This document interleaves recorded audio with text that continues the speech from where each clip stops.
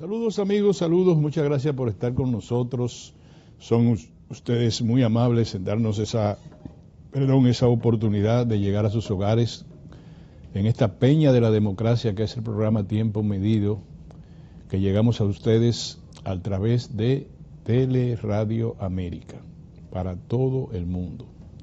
Muchas gracias, de verdad. Hoy, para iniciar la semana, me gustaría un poco ser reflexivo al inicio con ustedes. Miren, señores, es el mundo que marcha en una situación difícil. No hay un país en el planeta que no tenga una agenda de incertidumbre. Usted puede decir Francia, Alemania, España, Bélgica, Países Bajos, se va a África igual. Y en América Latina la situación está muy difícil. Entonces eso nos obliga a nosotros a reflexionar. Yo quisiera comenzar diciéndole a ustedes que no se distribuye, nunca se debe distribuir miseria. Por tanto, nosotros en primer lugar debemos siempre ponderar que los organismos internacionales hablan de más de 20 años. Siempre dicen más de 2 décadas. La República Dominicana ha tenido un crecimiento económico promedio de un 5%. En el último año fue 2.7 y este año Banco Central y el gobierno prevén o están estipulando que puede llegar a sobrepasar el 4%. Veremos a ver. Pero desde 1990, cuando esa crisis de la gasolina, que ustedes se acuerdan, que hubo un gran éxodo de migrantes dominicanos hacia Miami, porque quien se fue del país en ese momento fue la clase media. Ya antes había un gran éxodo de personas en condiciones de vulnerabilidad hacia Puerto Rico, hacia Estados Unidos, en Yola hacia Puerto Rico y de ahí hacia Estados Unidos. Y muchos se quedaban que lograban conseguir una visa de paseo. Entonces, después de ese 1990, que hubo esa gran crisis, la próxima gran crisis fue en 2000, hubo una crisis llamada la década perdida, cuando llegamos,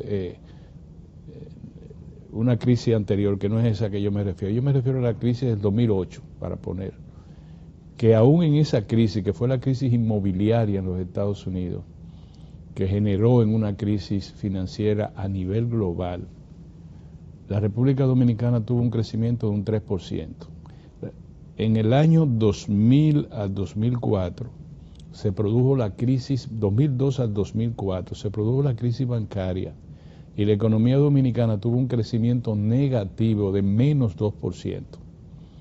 Virtualmente se cayó la economía. Son los episodios más difíciles desde el 90. Si estamos en el 90, si fue el 90, al 90... 2000, 2010, 2020, hace 36 años que estamos hablando de un crecimiento económico. La economía ha crecido todos los años, menos en los años 2002-2004 y en el año 1990, cuando se produjeron crisis graves. La crisis del 2008, como consecuencia de un programa de inversión anticíclica del gobierno, en ese momento el presidente Leonel Fernández, se produjo entonces un crecimiento contrario a América Latina, donde lo que se hizo fue apretar, disminuir las actividades económicas por recomendación de la nueva directora gerente del Fondo Monetario Internacional, en ese momento Cristina Lagarde era, imagino que sí, que sustituyó al presidente que tuvo una situación difícil en un hotel de Nueva York, por manosear a una mucama, y se le creó un escándalo, fue apresado y perdió la posibilidad de ser presidente de Francia y perdió el puesto de director gerente del Fondo Monetario. Entonces, cuando vino esta señora, en vez de el proyecto anticíclico, es decir, de invertir en la crisis, de aumentar las inversiones de capital, lo que el fondo propugnó fue por reducir la inversión, y la mayoría de los países de América Latina sufrieron crisis como consecuencia de esa política, y la República Dominicana aumentó un 3%, que si no bien no era alto, estaba por debajo de su potencial. Obviamente no ingresamos en el estado de recesión económica. Entonces nosotros hemos sido un país que ha ido ahí, con todos los problemas, con corrupción a granel, con situaciones difíciles, pero hemos estado avanzando. Eso no quiere decir que ha habido, yo no encuentro muchos momentos de justicia social o de equidad económica y social. Hoy hay para que ustedes vean, para que ustedes sepan que yo le estoy reflexionando alrededor de la verdad. Hoy en uno de los periódicos sale que hay 117,000 personas adultos mayores que todavía están cotizando a la seguridad social, a pesar de tener más de 65 años ya listo para obtener su pensión. Pues no hay pensión, tiene que seguir trabajando, porque la seguridad social en la República Dominicana no previó nunca que la gente se muere, que la gente tiene que dejar de trabajar porque llega un momento en que no puede más, pero si se quiere seguir viviendo, aunque sea pobremente, tiene que seguir trabajando porque el Estado no lo pensiona. Entonces, cuando usted ve su referente, para nosotros, Estados Unidos, que usted tiene 60 años, ya automáticamente le llega la pensión del Seguro Social, de lo que usted ha aportado, más los intereses que ha ganado su inversión en la seguridad social. Puede ser $1,200, $1,000 qué sé yo cuánto, y el Estado se encarga de que sea el mínimo posible para usted vivir. El mínimo posible. Ahora, desde ahora nos están diciendo, primero, que esos 117,000 dominicanos y dominicanas que tienen más de 64 años, no le queda otro remedio que morirse, porque no van a recibir pensión, no tienen tiempo. Es más, el gobierno central, con la pensión optativa que tiene facultad el presidente, es que ha mantenido a sectores, a trabajadores, a empleados, a servidores de la vida nacional, pues yo no digo solo del sector público, que lo han pensionado, pero esa no es la pensión del Seguro Social, esa no es la pensión del sistema de seguridad social. Entonces esa gente, usted le puede preguntar a alguien que dice, no, yo soy guardián en bienes nacionales. ¿Cuántos años usted tiene? 76 años. ¿Usted no se siente cansado? No, sí, pero hay que trabajar, ya tú sabes. Yo soy chofer en obras públicas. ¿Cuántos años usted tiene? 72, 73. O sea, la ley dice que hay que pensionarlo, pero nadie lo pensiona. Y si lo pensionan, como quiera, está condenado a morir en la más abyecta pobreza. Entonces, eso no es justicia social, eso no es equidad social. Sin embargo, yo no puedo cambiar ese estado de calamidad por decir, vamos a hacer que la economía dominicana se desbarate, que aquí ya nada. Aquí no puede producirse ninguna crisis grave que dañe los ensamblajes de la economía dominicana, que ha crecido por 36 años, con la excepción de los años que yo le dije, en promedio un 5%, que es el potencial de la economía. ¿Dónde está ese crecimiento? ¿Dónde está esa riqueza? Ese es el problema que nosotros tenemos que averiguar. Ese es el tema que tenemos que averiguar. Porque la verdad es que hemos avanzado en años, a veces nos vemos avanzando, a veces retrocedemos y a veces nos engañan. O en la mayoría de las veces nos engañan. Hoy dice un candidato, un precandidato, que la gente le tiene de confianza a lo que hablan bonito, a lo que mencionan las eses. No, mi querido Gonzalo, apreciado amigo Gonzalo Castillo, la gente desprecia a los ladrones.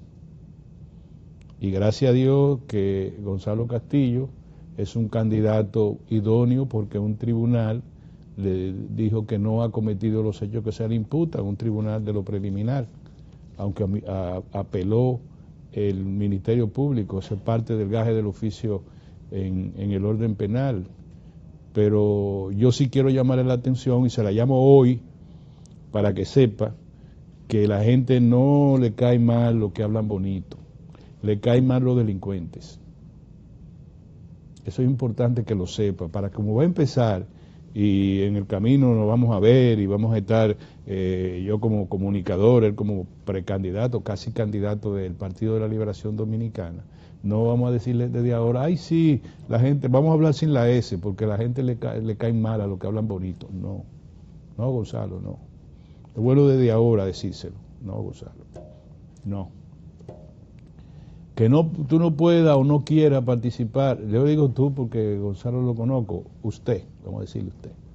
Usted no le gusta, no quiere participar en los debates que una institución quiere organizar para los precandidatos del Partido de la Liberación Dominicana, es su derecho, diga que no y se acabó.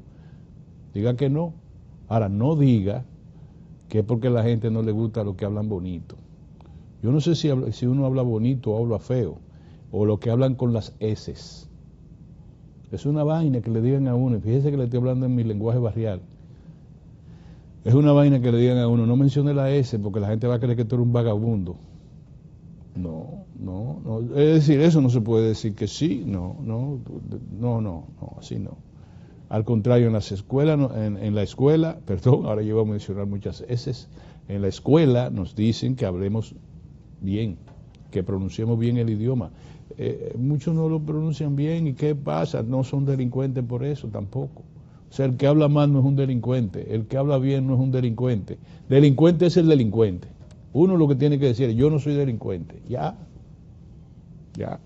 No quiero debatir, porque todos tenemos muchas virtudes, algunas falencias, que en la política los asesores lo administran. No vaya esto, no participe en ese debate. El doctor José Francisco Peña Gómez, un tribuno de marca mayor en la República Dominicana, declinó en un momento determinado debatir con el candidato presidencial Leonel Fernández, y dijo que el rango era mayor, que el rango era muy alto para el de Leonel. Bueno, los asesores le dijeron, no es prudente un debate en ese momento. El debate presidencial no está estipulado como obligación de ley, es el que quiera ir. Van a venir otros debates. Entonces, nada, el que se quiera tirar al agua tiene que saber si el agua es honda o el agua es, o el río o el mar está profundo o está se pueda nadar fácil sin temor a ahogarse, pero si no, no se tire. Pero no era lo de Gonzalo sí yo se lo quería decir incluso en términos personales, yo decirle, Gonzalo, quien te diga que hable así no es correcto. Si tú quieres hacer una referencia al presidente Fernández, esa no es la mejor. Que habla bonito, no, esa no es la mejor.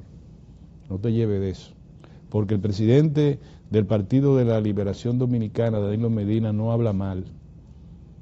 Él es de un tribuno de otra naturaleza, más llano, pero no habla mal el idioma.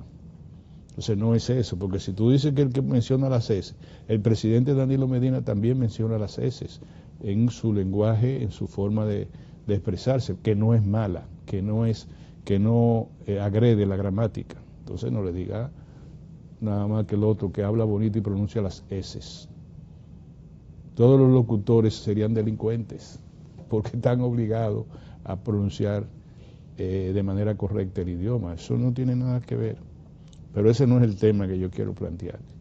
Yo quiero plantearle a ustedes que la sociedad tiene que obligar al liderazgo político nacional, incluido al que está hoy en el gobierno, a adecuar su discurso a la realidad que vive no solamente la República Dominicana, sino también el mundo. Usted no le puede todos los días, y el de guardar la fiesta, decirle a la gente, a los ciudadanos, nosotros estamos bien, nosotros estamos ocupados, pero no estamos preocupados. Esta es una economía resiliente, esta es una economía buena, esta es una economía tal.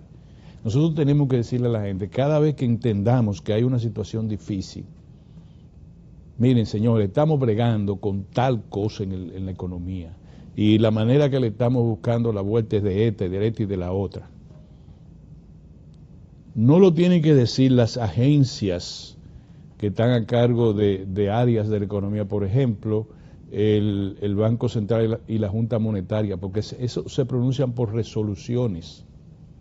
O sea, el gobernador del Banco Central y la Junta Monetaria, el gobernador es el presidente de la Junta como tal, todos los temas relacionados con el ámbito monetario financiero lo abordan por resoluciones.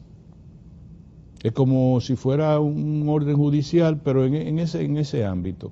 Lo que hace el Banco Central para poder reflexionar con los diversos sectores de la sociedad es que su equipo técnico elabora informes en el cual emiten juicio de valor que lo presentan a la sociedad sobre los temas que manejan las autoridades monetarias.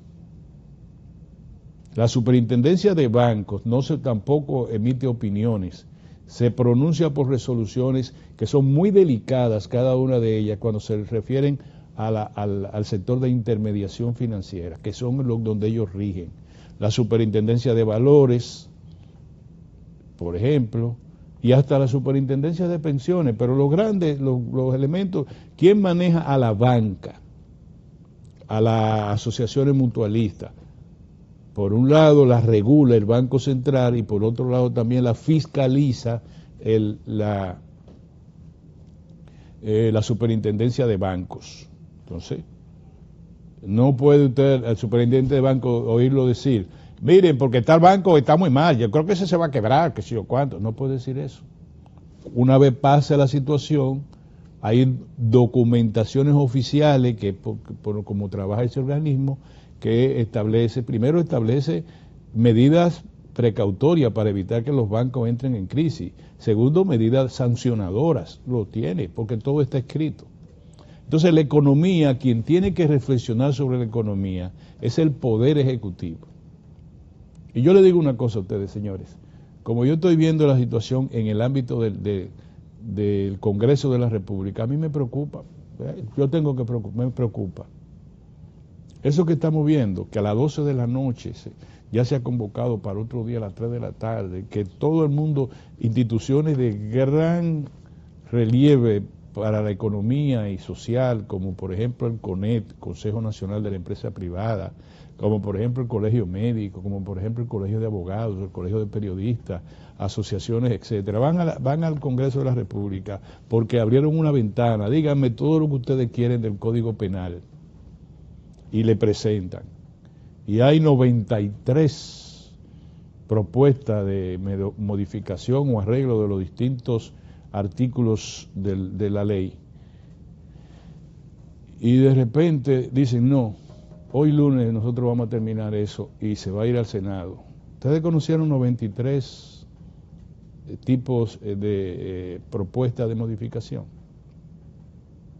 Ustedes conocieron el informe divergente que presentó la Fuerza del Pueblo. Ustedes conocieron todo, de verdad, en menos de 30 horas laborables. Ustedes lo conocieron todo y ya, todo está listo. Eso que estamos viendo es lo que le conviene a la democracia, no ya al Código Penal, que todo el mundo estamos de acuerdo en que pongan eso a funcionar lo más rápido que se pueda. Ojalá que sea los arreglos que se han hecho sean acorde a lo que el país requiere. Pero eso es lo que queremos. Ese es el Congreso, esa es la expresión congresual que queremos. No, yo creo que no. Lo digo hoy quiero decirlo con mucho pesar, eso no es así. No es posible que todavía hoy, el Consejo Nacional de la Empresa Privada reclamando que se modifique la ley de residuos sólidos. Dice que va a restar competitividad a la industria dominicana y que por consiguiente va a restar competitividad a la creación de empleo. Pero no se le escuchó, ya eso se aprobó y ya eso está promulgado. Es más, quiero yo decirle ahora, lo han dicho otros colegas que en la televisión también y en la radio, pero yo quiero señalarlo de una manera un poco técnica también. Miren esto, el Código Penal es una ley, contesten, ¿es una ley? Sí, es una ley porque la aprobó el Congreso y la promulgó el Poder Ejecutivo, por tanto es una ley. Muy bien, número uno. Número dos, esa ley entró en vigencia. No ha entrado en vigencia porque la propia ley señaló que tiene un año de vacancia legal o de vacaciones. No se puede imponer en un año. Se vence eso el próximo 3 de agosto. Ok. Se puede modificar un texto que todavía no ha entrado en vigencia. ¿De quién es el texto en términos jurídicos? ¿De qué competencia es en términos jurídicos ese texto? ¿Del juez que tiene que imponerlo, que tiene que ponerlo en ejecución a través de la sentencia, las diligencias procesales que indique, etcétera? ¿Del Poder Ejecutivo que ya lo promulgó? ¿Del Congreso que ya lo votó como una ley? ¿Dónde está? ¿De dónde es ese texto? Yo no sé, yo no le tengo noticia, pero yo quisiera también que me dijeran, no, como está en una vacancia legal, entonces es de nosotros, del Congreso. Como está en una vacancia legal, el Poder Ejecutivo puede enviar al Congreso 19 modificaciones de ese código. Un código que todavía no ha entrado en nada, que no se sabe. O sea, todo eso hay que aclararlo, todo eso nosotros... ¿Con quién hablamos? ¿Hablamos con los líderes de la digitalidad o hablamos con los jurisconsultos? ¿Le preguntamos a los foques o le preguntamos al Colegio de Abogados, a los jueces que emiten jurisprudencia, al Tribunal Constitucional? ¿A quién le preguntamos? Señores, el mundo no está para que estemos jugando a la ruleta rusa. ¡Pam! ¡Pam! No, porque en un momento el percutor y el plomo van a quedar exactamente coordinados para explosionar y van a matar a la persona que se la ponga en la sien. Entonces nosotros tenemos que evitar que nos maten la democracia dominicana. Ustedes ven los candidatos. Ninguno, no voy a decir ninguno, pero muy pocos candidatos le están hablando al país, sino que están, ¿qué dijo hoy? El otro, no. ¿Cuál es el programa que un candidato puede tener una cercanía con los distintos sectores de la vida nacional? No, nosotros tenemos que, cerca de la Junta, cerca de las mesas electorales, nosotros vamos a votar, ya estamos ganados, ya el 2024 nadie nos va a quitar el poder. Bueno, si así es que le vamos a hablar a la población, no cuenten conmigo. Yo necesito escuchar la realidad, que la gente sepa, no decirle, mira, nosotros tenemos ya 3 cajas de romo, olvídate, fiesta que vamos ahora, nosotros estamos muy bien, gracias a Dios. Mentira, no estamos bien nada. No, nosotros necesitamos... El presidente Luis Abinader inauguró ayer una de las obras más trascendentes de su gobierno, indudablemente que sí. Primero porque es exclusiva de su gobierno, no es una obra de las grandes anterior. Por ejemplo, si inaugurara la presa de allá, la presa Montegrande, que es una presa que todavía no está en funcionamiento de manera total porque le faltan las salidas, tiene el lago, esa presa quedó en un 40 o 50%, no sé cuánto, del otro gobierno. Si la termina, magnífico, ojalá la terminaran. No, ahí sí es bueno que no importa que sea un préstamo internacional. Pero esta, que yo me refiero al túnel de la avenida Luperón, es una obra del gobierno magnífica y extraordinaria. Por ejemplo, ¿ahí qué uno puede decir? ¿Quedarse callado? No, esa obra resuelve un problema fundamental en la vialidad del Gran Santo Domingo y por ende de todo, del Gran Santo Domingo. Esa le lleva al sector oeste y a la San Cristóbal y todo de manera expedita, rápida y evita entaponamiento en un área importante que antes estaba congestionada. Nosotros esa obra la vemos muy bien, magnífico y extraordinario, y eso es lo que uno tiene que decir. Ojalá muchas obras como esa puedan ser concluidas antes de que el presidente baje de manera definitiva las escalinatas del Palacio Nacional. Entonces esa obra está bien. Como por ejemplo nosotros también tenemos que decir que al contrario, en línea recta, ya más arriba, está el kilómetro 9, que es, le decía yo a un colega ahora, que es la enredadera más extraña que hay, que no hay manera nadie que la pueda. Usted ha visto cuando usted tiene se abrocha los zapatos de una manera tan extraña que usted cree que jalándolo se sueltan todo y que va, se pone más duro el nudo que tiene. Eso tiene un nudo, esa obra, que se complementa en toda su enredadera con las obras que se está haciendo alrededor del Botánico. Y uno dice, bueno, yo no sé qué va a pasar por ahí, porque no se ofrece, ni siquiera hay un diseño que le diga a uno, no, pero eso va a estar pronto, eso se hace por aquí, por allí, nadie sabe lo que va a pasar en el 9, y ahí es que pasa, la mayor parte de vehículos de todo el Gran Santo Domingo conectados con las provincias del Cibao, y con la provincia del Nordeste también. Entonces, ¿qué hacemos? Bueno, pues que hizo bien, y decirle al gobierno tiene que hacer lo otro también bien. Nosotros tenemos que enfocarnos de esa manera. La situación que se dio con y este último minuto le digo esto, con el Código Penal, como yo se lo he establecido ahora, nos llevó a una situación que el gobierno tiene que reflexionar, especialmente el presidente de la República. Cuando se produce una crisis, por ejemplo, que un grupo muy influyente del ámbito digital le diga, en 48 horas nosotros vamos a convocar una huelga nacional e internacional, un paro, fue la expresión, un paro nacional e internacional, si no se resuelve el tema del Código Penal que tiene relación con el ámbito de la prensa y de los influencers y demás, y que 3 semanas se esté discutiendo con ese grupo, se formulen modificaciones a 19 artículos y la sociedad se le mandó por otro callejón, por el callejón de la Cámara de Diputados. Y las recomendaciones, aunque coincidan muchas de ellas, no fue por la sociedad, por los grupos organizados sociales que se estableció, sino por los influencers. Entonces uno tiene que llegar el momento. Le damos todo el poder al ámbito digital para cuando digan que aquí van a convocar un paro nacional e internacional, tenga que salir el gobierno con la sábana al canto.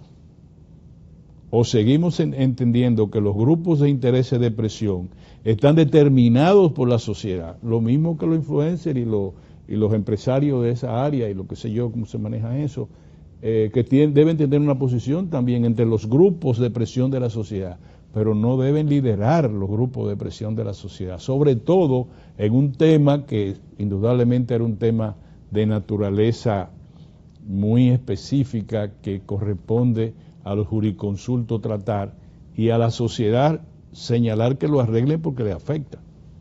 Miren, vámonos a un cambio. Señores, ganó España, así que España es campeón del mundo del fútbol. Muy bien, lo merecía, jugó mejor que su competidor, Argentina, y la verdad que Argentina se metió en muchos problemas y todavía estaban dando golpes al final, ya un juego bastante violento que llevaron los argentinos. Se despide Messi de la selección, no del fútbol, sino de la selección de Argentina, ya es su último mundial, y España mereció. A mí me apena también que en las celebraciones hoy en España hay 2 muertos, incluyendo una niña de 13 años que le cayó encima una fuente de agua, que fue violentada por la multitud y la niña murió, y otra persona también falleció y hay heridos, y bueno, es que toda España está celebrando todavía el mundial. De verdad que fue yo le digo a ustedes, señores, nosotros los dominicanos tenemos deseo de alegrarnos. Nosotros no conocíamos el fútbol como tal. Y yo quiero decirle a ustedes que todos los clubes, todos, incluyendo el que yo asisto, que es el Club Naco, totalmente lleno todas sus áreas sociales, todas, en una pantalla viendo el juego último de la final, totalmente. Lo mismo ocurre cuando es el juego de la Serie Mundial de Béisbol o cuando es un juego importante en la pelota dominicana. Los dominicanos, ustedes ven, si no hay nada, ustedes ven los sábados, den una vuelta por la ciudad, van a encontrar que los colmadones no tienen tanta gente. ¿Ustedes saben por qué? Porque a la clase media baja va a decir, los que trabajan pero que no pueden ir a los sitios, lugares más altos, van a los lugares donde vamos nosotros, todos nosotros, cuando podemos, los colmadones, los sitios que uno más frecuenta. Usted lo va a encontrar que tienen baja asistencia. ¿Ustedes saben por qué? Porque la tarjeta corta un día y se pone áspera y no es posible dar un tarjetazo. Estoy hablando no de los colmadones que no tienen, ya todos los colmadones tienen Verifone. Pero fíjese, y si se corta el presupuesto hasta que el 15 o hasta el 25, hasta el 30, yo no vuelvo a cobrar, pues no vamos a ninguna parte. Pero siempre que hay posibilidad, el dominicano es alegre, el dominicano, y eso es bueno, que usted lo ve en los colmadones, muy alegre. A los gobiernos les debe interesar darle circo también a la población, llamémosle circo, que no es más que el derecho al regocijo, el derecho a estar feliz, nada más, ya, el derecho, el derecho al ¿cómo se dice la palabra? Me voy a acordar ahora. Es un derecho en Europa constitucional, el derecho al ocio. O sea, yo tengo derecho a ser feliz, yo tengo derecho a tomarme una cerveza, a jugar dominó con mis amigos en un ambiente de seguridad, en un ambiente de respeto. Yo tengo derecho a ir a un club y ver el juego y alegrarme. Ese derecho proviene también de una relativa estabilidad económica, no de un desfilfarro económico, de una relativa estabilidad económica. Yo necesito tener 2,000 pesos para cuando ganaron, déjame yo, tráeme una pizza para los muchachos, una cosa y 3 cervezas. Eso es tan constitucional como el derecho a la vida, como la libertad de prensa, como la libertad de expresión, el derecho al ocio. Cuando ustedes ven a los centros urbanos callados, digan, hay candela por debajo. Porque el dominicano nosotros no somos como los alemanes, que una vez yo, un entrenamiento como de 21 días en Alemania, ya yo estaba cansado. Todos los días de la fiesta de llegar, a las 8:13 pasaba en Düsseldorf ese tren. Y yo rogaba que el tren se quedara atrasado. Cuando llegaba la noche, una bruma, una cosa, y como que el ambiente no era el mío. Yo soy caribeño, yo necesito. Ustedes ven. Entonces, cada país tiene su propia cultura. En la noche los alemanes se meten en una de esas tabernas, beben cerveza hasta no más poder y viven su vida. Esa es la vida de ellos. Nosotros somos caribeños, queremos estar al mediodía, a las 3 de la tarde, en el bar de una de las gasolineras, un sitio, pero para eso se necesita estabilidad. Cuando hablan de resiliencia económica y de estabilidad, deberían entender que por ahí es que se mide principalmente. Pero bueno, ganó España, es lo que quería decirte. Los políticos hoy, los principales, el doctor Leonel Fernández, dice que el gobierno engañó al pueblo a través de la tarifa eléctrica, dijo que el gobierno engañó al pueblo, el presidente Fernández. Este fin de semana estaba en Puerto Plata, donde juramentó nuevos miembros de la Fuerza del Pueblo, y también se dirigió a sectores organizados de Puerto Plata, donde expresó lo que yo le estoy diciendo, que nada más se lo anuncio, si ustedes quieren búsquenlo en la prensa. El presidente Danilo Medina dijo que este gobierno es el que más ha endeudado al país, dijo el presidente Danilo Medina. Y ojalá que nuestras directoras tengan una foto de Danilo Medina para que no crean que ahí está, que estamos discriminando. Gracias. Él dijo que este es el gobierno que más ha endeudado y dijo que, óyame, que el PLD gana seguro en el 2028. Eso fue lo que dijeron los dos. Y Gonzalo Castillo dijo que no iba a asistir, lo que yo comenté al comienzo, a un debate convocado al interior de los precandidatos de ese partido. Y dijo él que él no es de lo que, o sea, que él no está de acuerdo de lo que hablan bonito que el gobierno, que el pueblo le tiene desconfianza a los que hablan bonito y mencionan las eses, en obvia referencia al doctor Fernández. Pero bueno, ahí dejamos eso. Y ahí eso fueron lo que dieron los políticos más connotados. No vi a Francisco Javier decir nada hoy, ni a Domínguez Brito, ni a otros. Mucho calor, señores, mucho calor, polvo de Sahara, chubasco y tronadas es lo que se vaticina para el día de hoy. Estados Unidos, señores, arreció los bombardeos en Irán, ya en instalaciones de uso civil. Dicen que quieren presionar a Irak que vuelva a la mesa de negociación, e Irán dice que ellos tienen contactos indirectos con Estados Unidos a través de mediadores. Como quien dice, hey, estamos hablando, ¿qué es lo que pasa? Pero eso está difícil. El petróleo se puso a $80 el barril.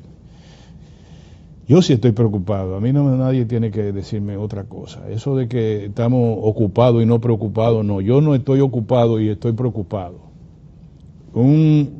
Si este petróleo de uso para la República Dominicana llega, y lo voy a averiguar ahora mismo, llega a 85, 90 dólares, vamos a tener problemas. Claro, el gobierno ya envió al Congreso el proyecto de presupuesto complementario que va a aumentar el gasto público en 40.978.000 millones. ¿Cómo es? 40.978 millones de pesos. Así es que se lee. Lo va a aumentar ahora, o sea, adicional al gasto que tenía. Lógicamente hay un ingreso también adicional a través de lo que le llaman el plan anticrisis, que es una reforma fiscal, pero que no se quiere decir, bueno, ni lo vamos a decir, el plan anticrisis, que el gobierno pretende recaudar esos 40.978 millones. Lo que no ha dicho el gobierno es si en su gasto público redujo, como lo había prometido, otros 40.000 millones de pesos. Que yo no sé yo creo que no. Pero imagínense. Miren, precio del petróleo hoy. Precio del petróleo hoy. Para ver cómo está. Ojalá que esté bajito, porque esta mañana estaba a 80. Estaba a $80 el de uso para la República Dominicana.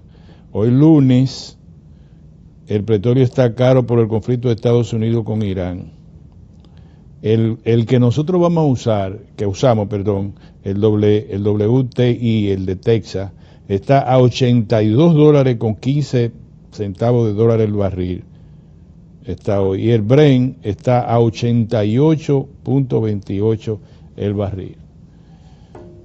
Yo espero que manejen la economía bien. La inflación dicen que está avanzando. Veremos a ver cómo marcha la situación.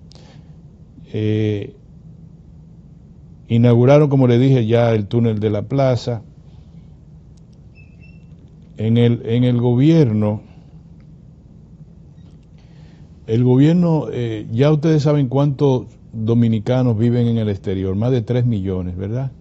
Y ya ustedes saben que vamos a tener este año más de 11.000 millones de dólares por ingreso de las remesas. Señores, ese es oxígeno de la economía. Dice el gobierno que vamos a obtener más de 500 millones de dólares en inversión extranjera directa. Dicen que vamos a obtener más de 10.000 millones de dólares por el turismo. Dicen que vamos a obtener más de 10.000 millones también por zonas francas. Pero las zonas francas no la deberían sumar así. Las exportaciones, la manufactura dominicana se mide el ingreso en dólares por sus exportaciones. Y ahora yo voy a tener mi último comentario dentro de un momento para decirle que cuando se habla de zonas francas, se hablan de las zonas francas extranjeras que están en la República Dominicana. ¿Cuál es los dólares que nosotros nos ganamos de la operación de esa zona franca?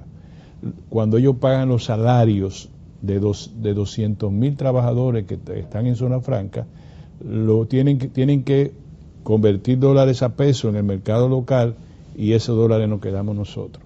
Cuando compran insumos en el mercado local, también esos dólares nos quedamos nosotros. Cuando pagan la luz nos quedamos nosotros, no pagan impuestos.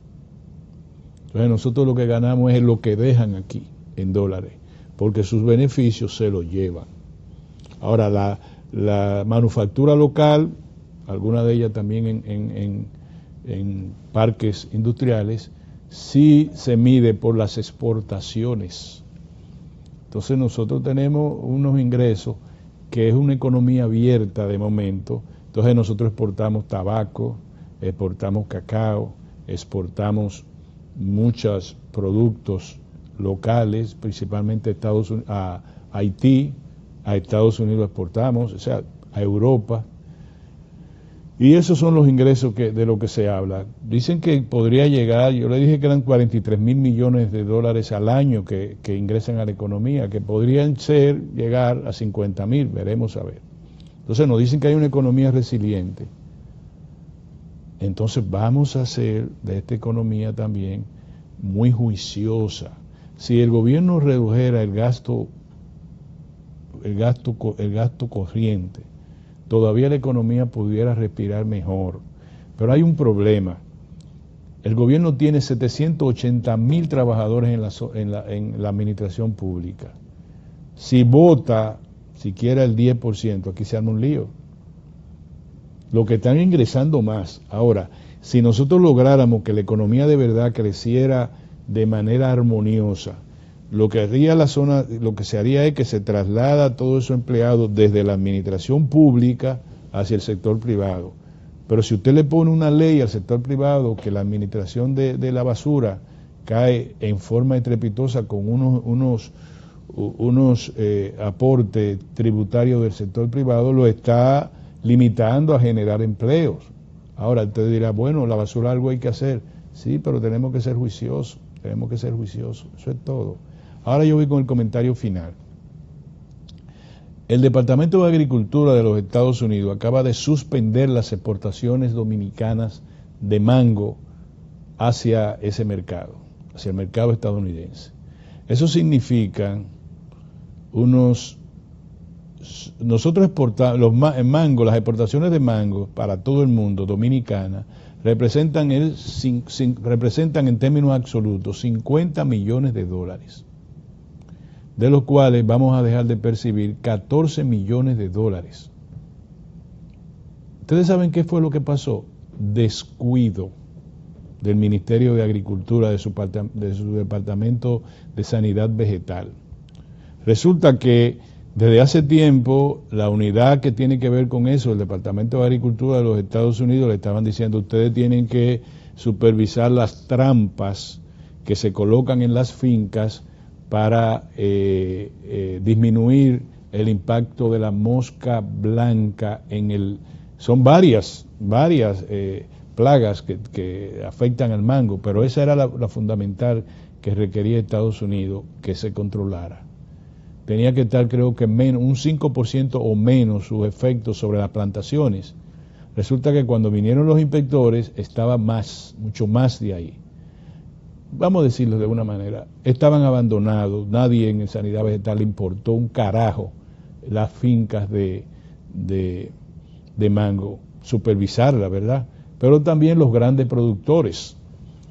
La familia Vicini tiene una de las fincas más grandes, quizá la más grande sembrada de mango.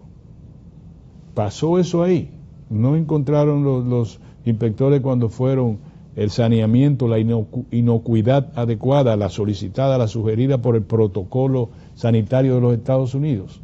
Las otras fincas que están en la provincia de Peravia, las que están en Asua, el Ministerio de Agricultura nunca hizo una supervisión adecuada.